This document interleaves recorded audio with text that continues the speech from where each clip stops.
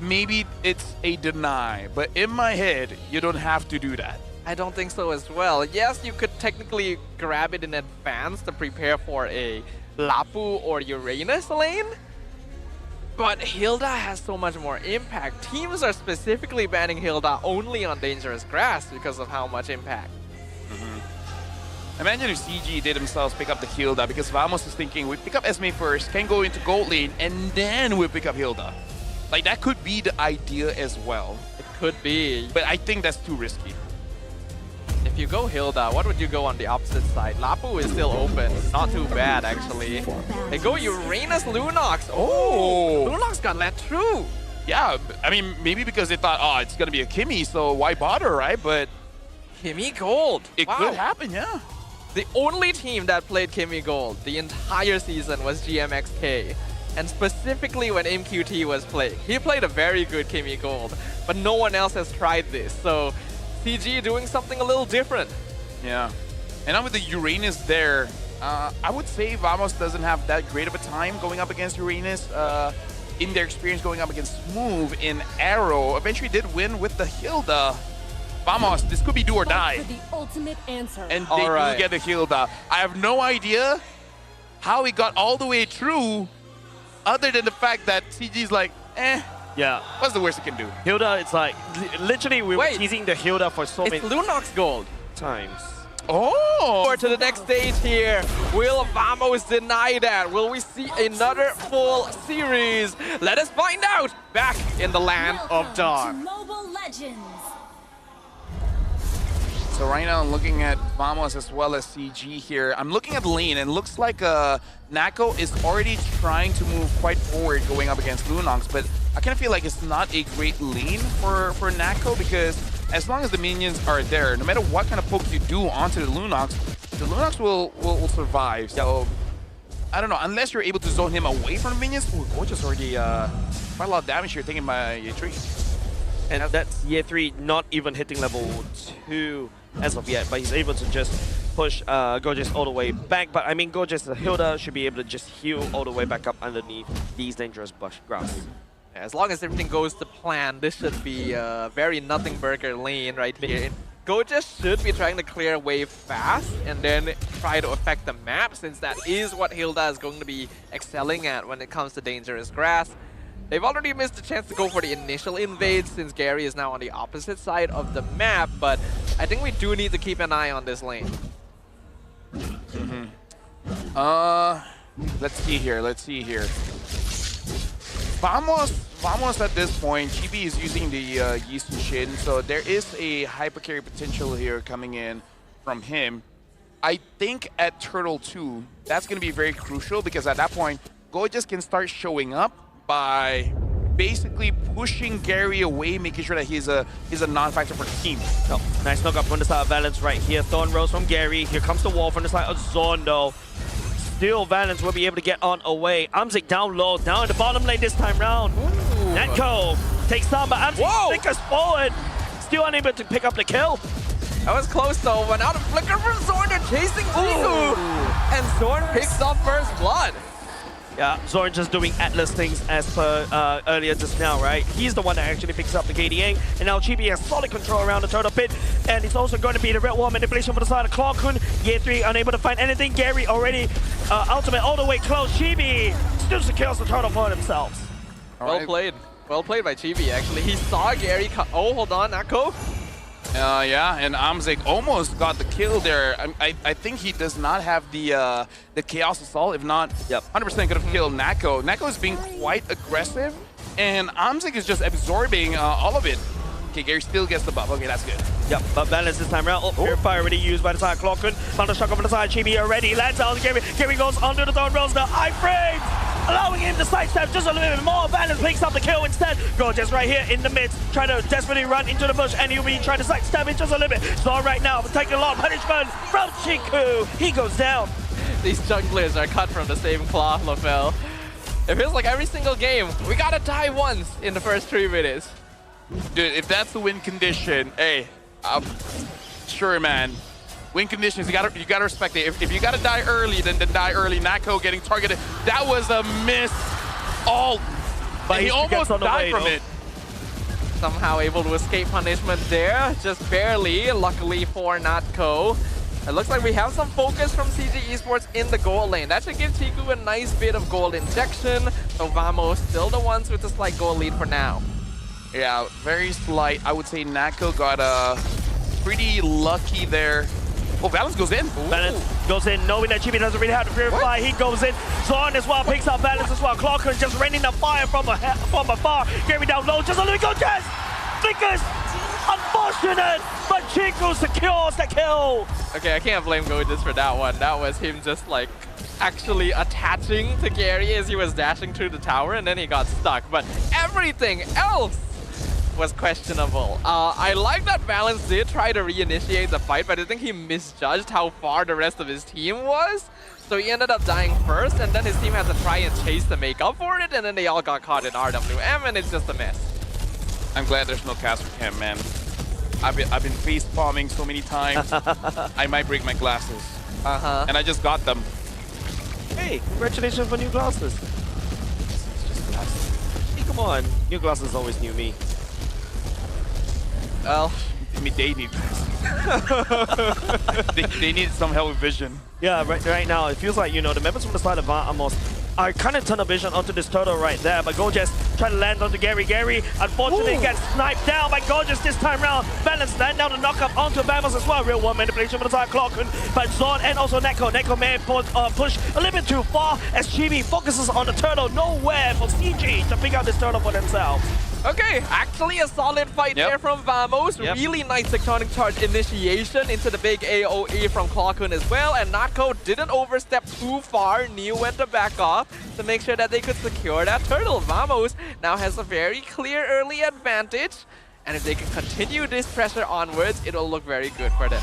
Yeah, it was very good that Gorgeous understands his assignment. Doesn't matter his own KDA. Make sure that he stops Gary.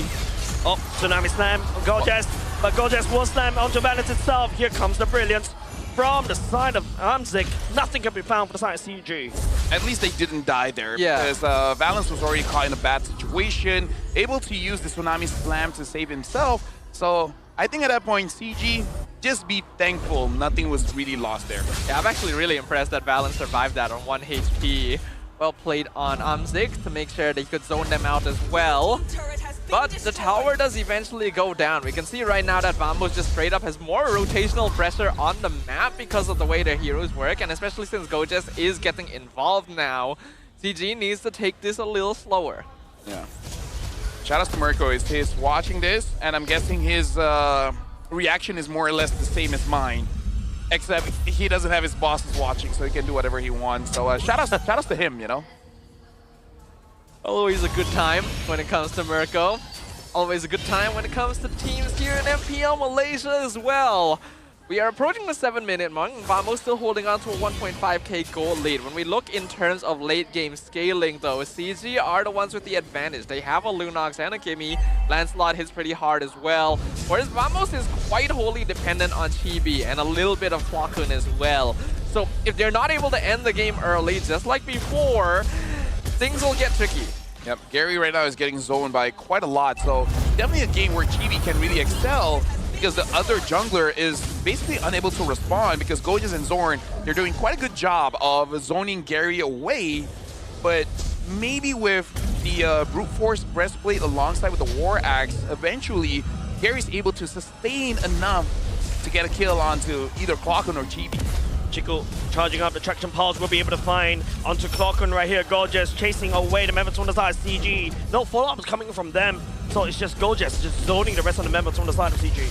Yeah, good pressure from Gojas there. He saw Clockun at risk, instantly ran between them, made Balance choose. He could have definitely Tsunami slammed the E, but he knew that it would have cost too much at that point. So Gojas' positioning saved his mid laner. And oh, hold on a second, that's going to be Esmeralda landing the ultimate onto Amzik right here. Gorgeous down low! That's a tectonic charge from the side of Vamos from Zorn. And real world manipulation from Clockun right here. Members on the side of CG getting stuck. Amzik has no choice but to use the chaos assault right outside, but he's getting slowed by Clockun. Gear 3 right here, Consecration will be able to run out of that. Yeah, and all of that right now, Gary is starting up the Lord. Zorn, Clockun, Nako, I think they can stop this. They have the abilities to poke out Gary. Yeah, the Lord down low just a little bit. Gary, oh, unfortunate wrongs on the map, but still managed to land a retribution, taking the Lord for themselves, and he's out.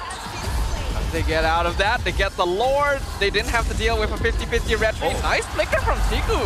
Gets away from Nako as well. All right, that is the sequence of events that CG has been looking for to turn around. And it all started with Balance somehow finding a flicker catch onto Chibi when he was at 10% HP. I thought he was gonna die before he gets the catch off, honestly, but yeah, Chibi died and a lot of damage was on Clockwork, and Clockwork was not able to deal consistent damage. If Clockwork was able to kill Gary there was a 50-50 chance Vamos could turn things around by grabbing the Lord. And now CG, with match point, they could end it soon. Chibi Sherman stepped forward, tried to tag on the Balance, and now it's just going to be Gojez. Real world manipulation from the side. Clockwork picks up Balance as well. For now, Vamos needs to take anything they can get from CG. And Gary's taking a bot turret there, so a lot of gold will swing over to CG, which both Chiku and Namzik is gonna like very much. And Yetri, maybe just one more defense item will make it so that Vamos can't kill him, and that's the Holy Crystal. This is now looking a little rough for Vamos. We talked about how they needed to be ahead, needed to be able to end the game early, else the scaling would catch up with them like before. And now CG has been able to accelerate that thanks to a genuinely good play earlier. I don't think Balance needed to die again, but it's still fine because Gary was getting the split push in, getting that gold injection, the structural damage. The map is a little harder for Vamos to play with now. Honestly, this game, this entire series, or any game with Vamos in it, I'm flabbergasted, but you know what, Staffa? You know what we say in this situation? Yeah? The games are memorable. They are. They are memorable. We had a very memorable day one, so they just want to do it again. Can I say I'd rather forget? So right now, it looks like Zorn does complete the Radiant Armor. Should be able to sustain just a little bit more. Looking at the items for Chiku does make it so that he can sustain for quite a while. But this is interesting. Gary is not going defensive here. He is not going for the Brute Force breastplate. All right, random execution. Valence get knocked down by Zorn just a little bit. But still, Vamos unable to find any form of lockdown from the side of CG because Gary is so slippery. Yeah, CG is definitely starting to find their flow a little bit. Their movements are more decisive. Their reactions are quicker as well. And that is starting to catch Vamos off guard a little bit. They may have gotten too comfortable with their Game 1 victory and are expecting things to go the same way. You know what will happen, Staffa? Uh-huh. That B in game number 1? Yes? Oh, that's going to get memed on so hard. Oh, yes, it is. There's a lot of CG fans waiting for that. So, if I was Vamos, skip TikTok and Facebook for a night. Maybe so. Maybe they'll sleep better tonight. We did kind of caster curse this as well, right? We were trying to call out Amzik a little bit. He hasn't popped off yet, but so far he's been solid on this Lunox. Yep. Well, now that you say that. Oh, yeah. Oh, Chico this time around get caught by the Mountain Shocker from the side. Chico right now getting caught. Oh, Gojez! Outplayed by the side of Chico as well. Zorn trying to peel for the side. Clockwork, Gary by Chibi, assassinating the enemy jungler right now. The Thorn Rose will also be able to do something. Ye3 picking up that one, and now it's just a pure rare carpet for CG as they pick up the Lord for themselves, and even potentially more from Vamos.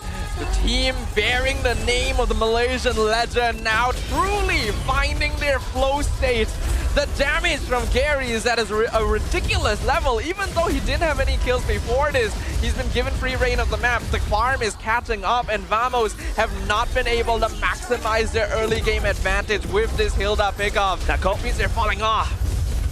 Dude, look at Yetri. Yetri is sandbagging even when he doesn't have to. He's staying inside a turret when there's no minions to get his stats up. And can you blame him? Look at that. He's taking no damage. No damage from Vamos. We don't really do an MVP of the match anymore, but for this one, it would definitely be Yetri. This man has been a rock for CG. Now can they carry it all the way in? Lord colliding up top. Now Chico with the Divine Glaive as well. Gojez died against Chico before. He's gonna die faster now. Yeah, 3 stepping forward right here. Here comes Tsunami Slam for the side of Balance. Balance tagging on to Neko as well. Zorn, the members on the side of CG just out for the damage. And all of a sudden, Vamos, they fall one after another. They've been melted down by the damage coming out from Amsik and also Chiku. He picks up a double kill. Clockwork picking up as well. A bit of a revenge, but it's still CG knocking down Vamos' door. The 3v2 defense. Clock and TV gonna try and hold as much as they can. Game 3 focusing on the call right now. The members from the side of Vamos is desperately trying to wave clear as Chiku, but it could be a little bit too much as CG. They go to your upper bracket finals. They defy the odds. Looks like game 1 was a war.